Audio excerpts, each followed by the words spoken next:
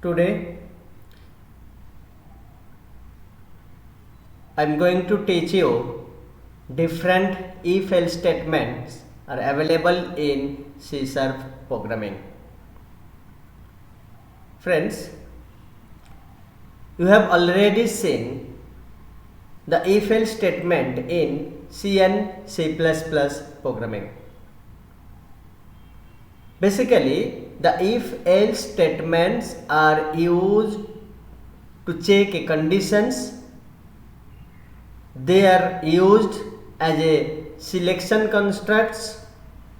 They are used to make a conditions between two and more values. So here, that is the syntax of the if-else statement in C#, and it is look like the same of C and C++ programming language. The syntax is that if, then condition, then curly braces open and close, that is the if statement block. Means if the if condition is true, that time that statement will be executed. Then else and else statement block. If the if condition is not true, if it is false, then else part will be executed, and that is the syntax of the if else. So there are two different conditions. If the condition is true, so true block will be executed. If the condition is false, then false block or else block will be executed. For example, if you want to make a conditions between two different values, that is A and B. So suppose if you write here, if A greater than B, and if that condition is true, so A is largest display hoga, otherwise B is larger. Means if A greater than B, that condition is true, so output will be display A is largest, otherwise B is largest. तो B is largest ये check करने के लिए हमें कोई condition check करने की जरूरत नहीं है. अगर A greater than B ये कंडीशन अगर फॉल्स हो जाते हैं तो ऑटोमेटिकली क्या हो रहा है, B is largest, because here we are checking by comparing between two different values. So that time अगर एक कंडीशन अगर फॉल्स हो जाता है तो फिर सेकेंड कंडीशन आपको चेक करने की जरूरत नहीं है. बाय डिफॉल्ट वो कंडीशन क्या होता है, ऑटोमेटिकली अपन लिख देते हैं. So another type of selection construct, that is called the switch case. In the switch case statement, here switch, then जो भी पैरामीटर आप पास करना चाहते हो पैरामीटर पास कीजिए, एंड स्विच के अंदर जितना भी केस आप वहां पर डिफाइन करना चाहते हो आप वहां पर डिफाइन कर सकते हो. उसके लिए क्या करना पड़ेगा, केस ब्लैंक स्पेस. अगर आप वैल्यू दे रहे हो वैल्यू भी पास कर सकते हो. आप अगर कैरेक्टर देना चाहते हो तो वहां पर कैरेक्टर को भी पास कर सकते हो. तो केस स्पेस दे के value 1, then whatever statements you want to mention there आप वहां पर लिख सकते हो. Then break statement is compulsory, you know, in switch case statement in C#, because अगर ब्रेक स्टेटमेंट यहाँ पर क्या करते हैं, जो सपोज जो केस एग्जीक्यूट हो जाते हैं वो तुरंत स्विच केस से बाहर आ जाते हैं. अगर वहाँ पर अपन ब्रेक स्टेटमेंट यूज नहीं करते थे तो वैल्यू 1 प्रिंट होने के बाद फिर से वैल्यू 2 होने के बाद फिर से वैल्यू 3, ये सारे केस एग्जीक्यूट होता था. और सारे केस एग्जीक्यूट होने के बाद ही क्या होता था, स्विच केस स्टेटमेंट कंप्लीट होता था. तो बट यहाँ पर in C# in switch case statement break statement is compulsory, and that is the syntax of the switch case statement. That is the more features of the switch case statement. That is the case labels do not have to be consecutive nor should they be in any particular order. The default label can be placed anywhere within the switch case construct. मतलब आप कहीं पर भी default statement लिख सकते हो. Default के लिए क्या लिखना पड़ता है, वहां पर डिफॉल्ट ही लिखना पड़ता है. डिफॉल्ट स्टेटमेंट आप कहीं पर भी दे सकते हो. The default level is not mandatory. हाँ, ऐसा भी है जो डिफॉल्ट स्टेटमेंट हमेशा आपको लिखना ही है, ऐसा जरूरत नहीं है. However good programming practice recommends it। इसलिए लिखते हैं सपोज आपने जितना भी कंडीशन वहाँ पर दिया है वो सारे कंडीशंस अगर मैच नहीं होता है तो आंसर क्या आएगा, तो it will be depends on the default statements. मतलब कोई जितना भी आपने कंडीशन दिया वो सारे कंडीशंस अगर मैच नहीं होता है फाइनली वो क्या करेगा, डिफॉल्ट स्टेटमेंट जो है वो डिफॉल्ट स्टेटमेंट को एग्जीक्यूट करेगा। नेक्स्ट है there may be any number of statements between one case level and another. मतलब कितने भी केस लेवल वहाँ पर रह सकते हैं। So these are the some others features of the switch case statement. तो एक्चुअली स्विच के इफ एल्स स्टेटमेंट में क्या हो रहा था, एट ए टाइम एक सिंगल कंडीशन ही एग्जीक्यूट हो रहा था। मतलब कोई भी एक condition at a time true हो सकता है। There are simple if statement, there are if else statement, there are nested if else statement, if else ladder. Already आप लोग सी एंड सी प्लस प्लस में पढ़ चुके हो और आपके सिलेबस में इतना ज़्यादा स्पेसिफाई करके नहीं है, इसलिए मैंने आपको एक्सप्लेन नहीं किया। बट आपको ऑलरेडी मालूम है जो इफ स्टेटमेंट में सिर्फ एक ही कंडीशन चेक होता है। इफ एल्स में अगर कंडीशन ट्रू होता है तभी भी एग्जीक्यूट आउटपुट डिस्प्ले होगा, अगर कंडीशन फॉल्स होता है तभी भी आउटपुट डिस्प्ले होगा। और इफ एल्स लैडर में क्या होता है, बहुत सारी इफ एल्स कंडीशन वहाँ पर क्या होता है, चेक होता है। बट इन इटरेशन स्टेटमेंट में क्या होता है, to perform a set of instructions for a certain number of times और while specific condition is true. Means using the iteration statement you can execute the specific set of instructions। एक particular instructions को आप अगर बार बार execute करना चाहते हो that time आप क्या कर सकते हो, इटरेशन स्टेटमेंट यूज कर सकते हो। So using the iteration statement you can execute A certain number of times. मतलब एक सेट ऑफ इंस्ट्रक्शंस को आप क्या कर सकते हो, कितने भी बार आप एग्जीक्यूट कर सकते हो। कब तक, जब तक आपका कंडीशन ट्रू होता है। So that is the iteration statement. Basically 4 different types of iteration statements are here. First is the while loop, second one is the do while loop, third one is the for loop and fourth one is the for each loop। ये चार में से आपने already while loop, do while loop and for loop देख चुके हो। So actually for each loop जो है यही आप लोगों के लिए नया है। फर्स्ट हम देखते हैं while loop। while loop means how many more seats available। Check कर रहे हैं अपन, क्या चेक कर रहे हैं, while seat is less than equal to 25। जब तक सीट का वैल्यू 25 और 25 से लेस देन है तब तक क्या होगा, आप यस बताओगे। और अगर जब तक नहीं होगा, अगर ये कंडीशन फॉल्स हो जाता है आप बताओगे जो वहाँ पर नो सीट इज अवेलेबल। तो क्या बताया यहाँ पर, कंडीशन क्या है, while seat less than equal to 25 that means while that condition is true, while that condition is true. That time क्या हो रहा है आपका, आप बता रहे हो जो हाँ that much seats are available. Otherwise if that condition is false your answer will be no, no seat is available. So the while loop iterates through the specified statements till the condition specified is true। मतलब while loop में जो condition आप check करते हो वो condition जब तक true है तब तक क्या होगा, आपका while loop एग्जीक्यूट होगा और अदरवाइज while loop एग्जीक्यूट नहीं होगा। तो while कंडीशन एंड वहाँ पर while loop के अंदर जितने भी स्टेटमेंट है वो स्टेटमेंट आप मेंशन कर सकते हो। स्टेटमेंट तब तक एग्जीक्यूट होगा जब तक while loop को जो कंडीशन है वो कंडीशन जब तक ट्रू होगा, अदरवाइज क्या होगा, ऑटोमेटिकली वो लूप से बाहर आ जाएगा।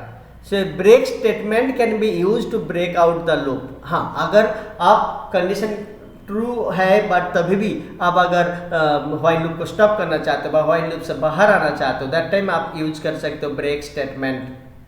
And continue statement can be use to skip the current iterations and begin with the next iterations. मतलब अगर कंटिन्यूअसली सेम लूप को आप एग्जीक्यूट करना चाहते हो सो दैट टाइम आप क्या कर सकते हो, कंटिन्यू स्टेटमेंट को एग्जीक्यूट कर सकते हो।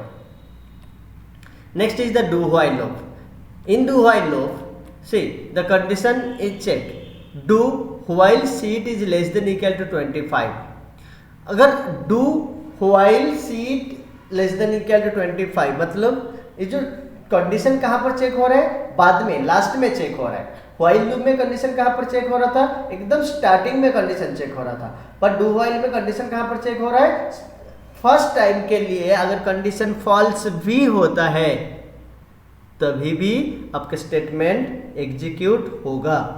एंड एक बार स्टेटमेंट एग्जीक्यूट होने के बाद में लास्ट में क्या हो रहा है, वहां पर अपन कंडीशन चेक कर रहे हैं। बट व्हाइल लूप में क्या होता था, जब तक आप कंडीशन चेक नहीं कर, मतलब आपका कंडीशन जब तक ट्रू नहीं हो रहा था तब तक बॉडी ऑफ द लूप व स्टेटमेंट्स एग्जीक्यूट नहीं हो सकता था। बट डू व्हाइल लूप में if the condition is false for the first time the statement will be executed. You can see here while seat is less than 5, अगर वो condition false होता है तो जाके हम बोलते हैं जो no. So the do while loop is similar to the while loop except the body statements are executed at least once even if the condition evaluates to false। वही कह रहे हैं जो do while and while loop के बीच में difference क्या है, while loop में अगर कंडीशन false होता है वो फर्स्ट टाइम रहे और लास्ट टाइम रहे तो फिर स्टेटमेंट एग्जीक्यूट नहीं होगा। बट डू व्हाइल लूप में अगर आपका कंडीशन फॉल्स भी रहता है तभी भी आपका क्या होगा, स्टेटमेंट एग्जीक्यूट होगा। And so the for loop, next is the for loop.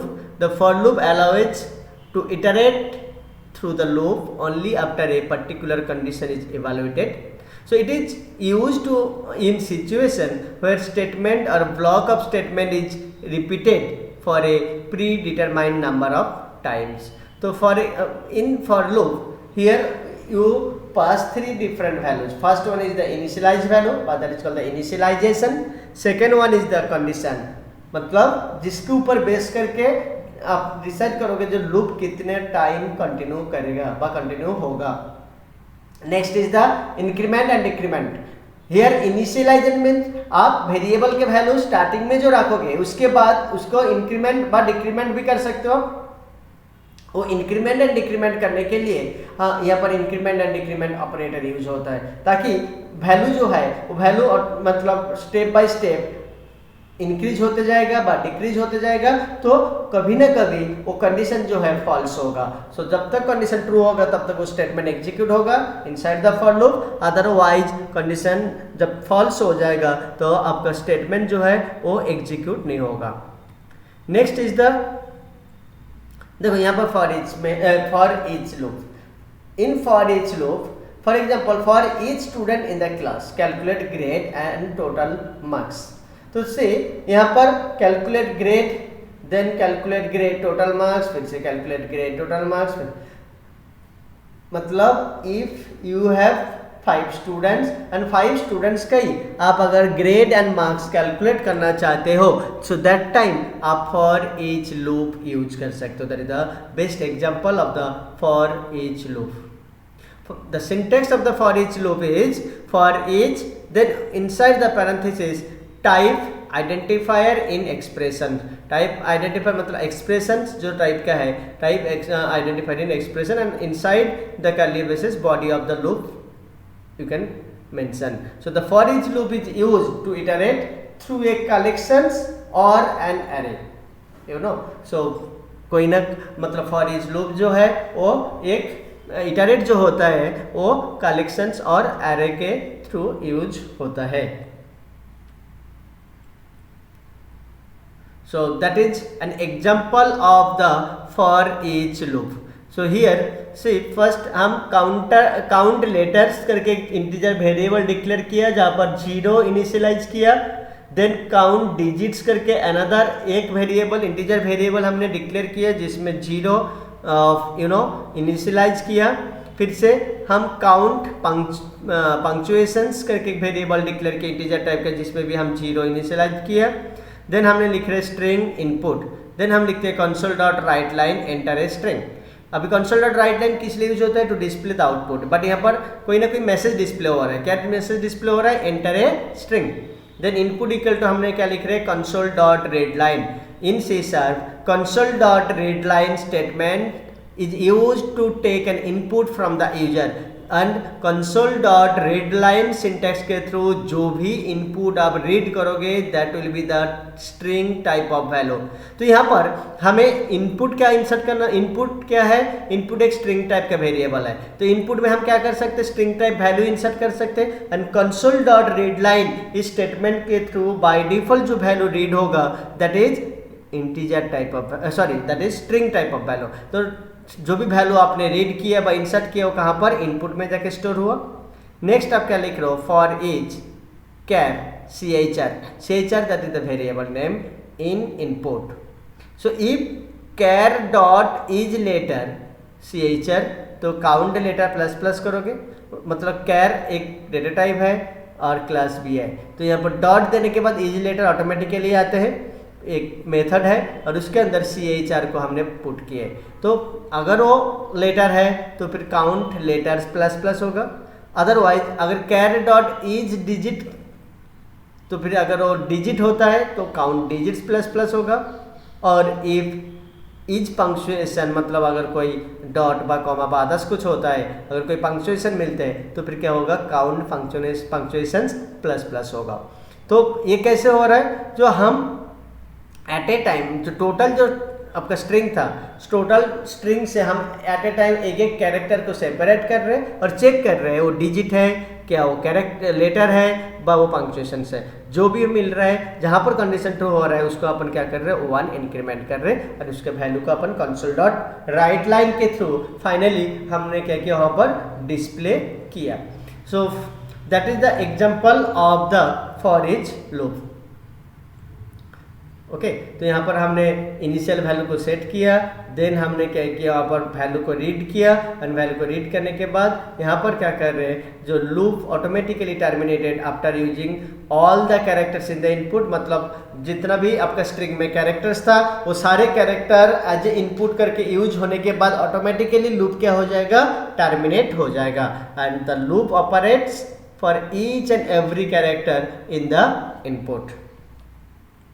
So that will be the output of this program. So friends, the next concept is the array. ये भी आप ऑलरेडी देख चुके हो, C++, जावा सारे language में आप देख चुके हो जो what is an array. And I think सभी को मालूम भी होगा definitions of the array. Array is a collections of the similar types of data elements, or you can also say that array is a collections of homogeneous data elements. Homogeneous means similar type or same type of data elements. So here array is a group of values of similar data type, so belong to reference type and hence arrays are stored in the heap. मतलब array जो है, array it is a variable but it is an reference type of variable, and array reference type of variable होने के कारण array के लिए जो भी मेमोरी स्पेस एलोकेट होगा वो कहाँ पर एलोकेट होगा, हीप मेमोरी लोकेशंस में जाके एलोकेट होगा। सो द इनिशियलाइजेशन और assigning of values to the array elements can be done when it is declared or at a later stage in the program। जब आप उसको डिक्लेयर करेंगे array को तभी हम क्या कर सकते हैं, वहाँ पर वैल्यू को असाइन कर सकते हैं व वैल्यू को अपन इनिशियलाइज कर सकते हैं। For example that is the syntax of the array, that is data type, number of elements and array name. Data type it can be int, float, double. Number of elements, it indicates the size of the array, how many elements you want to insert that array. So it is indicates the size of the array, and then array name it is also depends on the identifier. मतलब जब आप array name को define करोगे आपको identifier का जो rules है वो रूल्स आपको फॉलो करना पड़ेगा। Okay, so that is the syntax to declare an array, that is the data type, then the size, and size will be mentioned in the square bracket and the array variable name. For example यहाँ पर हमने लिखे हैं int within square bracket 6 and array 1, that means here array 1 is an integer type of array variable जिसका maximum size है 6 means क्या होगा 6 consecutive memory blocks will be allocated for the array one array variable and वो जो variable हमने insert किए वहाँ पर सारे वैल्यू जो भी वैल्यू आप इंसर्ट करोगे वो सारे वैल्यू क्या होगा इंटीजर टाइप ही इंसर्ट होना चाहिए बिकॉज जब आप एरे वेरिएबल को डिक्लेयर किए थे उस टाइम पे आपने क्या किया था जो डेटा टाइप यूज किए थे वो डेटा टाइप क्या था इंटीजर टाइप था। डेटा टाइप इंटीजर टाइप होने के कारण हम एरे के अंदर जितना भी आप एलिमेंट्स इंसर्ट करोगे वो सारे एलिमेंट्स क्या होगा इंटीजर टाइप ही होगा। In the above example see here the 78 67 89 92 66 these all are the integer value, so there will be no issues। but नीचे में क्या लिखा है 0 1 2 3 4 there indicates the index of an array variable because friends यहाँ पर array variable name एक ही है और एक ही एरे वेरिएबल में आप 5 एलिमेंट्स इंसर्ट कर रहे हो तो कौन से लोकेशन में इंसर्ट होगा बाद में हम उसको आइडेंटिफाई कैसे करेंगे। सो एरे में जब वैल्यू इंसर्ट होता है वो इंडेक्स के ऊपर बेस करके इंसर्ट होता है और एरे से जब वैल्यू को अपन फेच करते हैं वो भी इंडेक्स लोकेशंस के ऊपर बेस करके फेच होता है। फॉर एग्जांपल यहाँ पर 0 1 2 3 4 so they are called the array index locations. So array index always starts from 0 to the size -1 मतलब एरे का जो इंडेक्स है वो हमेशा 0 से शुरू होता है और कब तक चलता है जो भी मैक्सिमम साइज है आपका एरे का उस साइज -1 तक आपका इंडेक्सिंग होता है। तो यहाँ पर हमने जो बताया जो 0 1 2 3 4 they are called the index locations and 78 67 89 92 and 66 they are called the values जो आप एरे में मतलब इंसर्ट कर सकते हो। सो यहाँ पर जो Tom Lee Jim Bill these all are the string value। तो यहाँ पर ये जो इन एग्जाम्पल पहले का जो एग्जाम्पल था वहाँ पर सारे जो वैल्यूज हमने इंसर्ट किया था वो सारे एग्जाम्पल इंटीजर वैल्यू ही था। अभी जो हमने वैल्यू इंसर्ट कर रहे हैं वो सारे स्ट्रिंग टाइप के वैल्यू है। मतलब ये चलता है जो अगर स्ट्रिंग टाइप का एरे में आप सारे स्ट्रिंग टाइप के वैल्यूज इंसर्ट कर सकते हो, इंटीजर टाइप का एरे में आप सारे इंटीजर टाइप के वैल्यू इंसर्ट कर सकते हो। बट एरे में आप ऐसा नहीं कर सकते हो कुछ वैल्यू इंटीजर टाइप का कुछ वैल्यू स्ट्रिंग टाइप का कुछ वैल्यू फ्लोट टाइप का, ऐसा नहीं हो सकते हैं। जैसे कि यहाँ पर थर्ड एग्जांपल में हमने क्या देख रहे हैं सारे जो वैल्यूज हमने इंसर्ट किया वो क्या है फ्लोट टाइप ऑफ वैल्यू है व फ्रैक्शन वैल्यू है। तो यहाँ पर that is called the float array. Okay तो first example indicates integer array, second example indicates the string array and third example indicates the float array. So that is the example of the array. Here first we declare a variable name is count and हमने क्या किया input number of students you wish to register, कितना student का नाम आप register करना चाहते हो तो काउंट में वो वैल्यू लिए।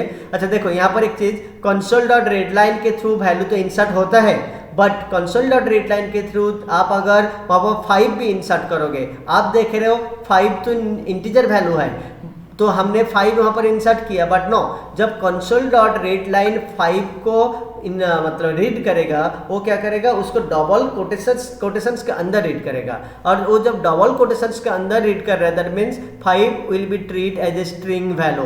सो दैट टाइम आपको 5 को क्या करना पड़ेगा फिर से इंट में व इंटीजर में कन्वर्ट करना पड़ेगा and to convert it into int आप लिख सकते हो कन्वर्ट डॉट टू इंट 32 और ये भी लिख सकते हो इंट डॉट पार्स। ये दोनों टेक्नोलॉजी के थ्रू टेक्निक के थ्रू मतलब इंट डॉट पार्स इसके थ्रू भी आप इंटीजर में कन्वर्ट कर सकते हो और कन्वर्ट डॉट टू इंट 32 इसके थ्रू भी आप क्या कर सकते हो इंटीजर में कन्वर्ट कर सकते हो।